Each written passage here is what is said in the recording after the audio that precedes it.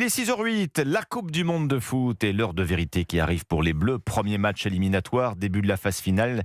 Ils affrontent les Bleus ce soir, la Suède en 16e. À New York, là où ils s'étaient imposés face au Sénégal pour leur premier match dans la compétition, les hommes de Didier Deschamps sont favoris, ultra favoris, portés par une puissance offensive exceptionnelle, Cyril de la Morinerie. Oui, les chiffres donnent le vertige. 10 buts en 3 matchs. Les Bleus ont la meilleure attaque du premier tour de la Coupe du Monde, aux côtés de l'Allemagne et des Pays-Bas. Kylian Mbappé, meilleur buteur de l'histoire de l'équipe de France, avec 2 doublés. Le Ballon d'Or Ousmane Dembélé, 4 buts, dont un triplé.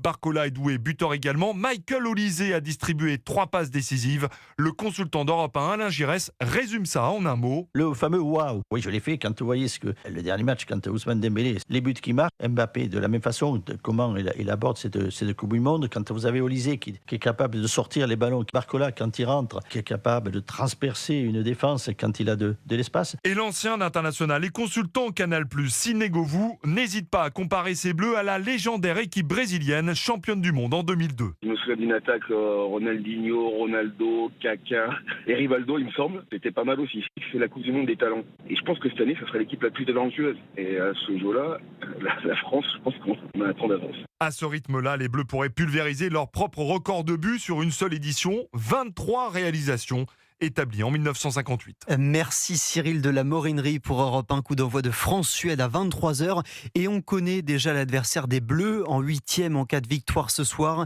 Ça sera le Paraguay, tombeur surprise de l'Allemagne cette nuit au tir au but. On pourrait donc avoir un France-Paraguay en 8e comme en 1998.